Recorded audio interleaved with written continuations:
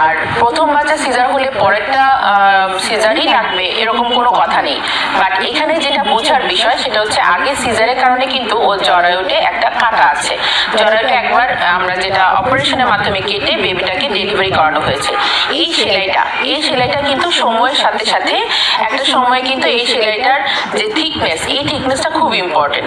এখন একটা patient labour pain উঠলো, সে সাপোজ কুমিল্লা থাকে, সেখান থেকে সে ট্রাফিক পার হয়ে 3-4 ঘন্টা পরে ঢাকায় আসলো পেন নিয়ে।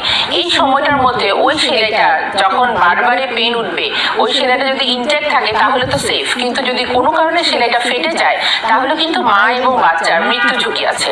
তো সেটা চিন্তা করে সেফ সাইডের থেকে যদি ট্রায়াল দেওয়া যায় যে মা বাচ্চা দুজনেই সেফে থাকবে তাহলে সম্ভব।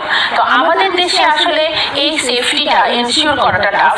ওই যে বললাম যে একটা প্রথম বাচ্চা মা হচ্ছে, সে কিন্তু আমার কাছে সহজে 8-10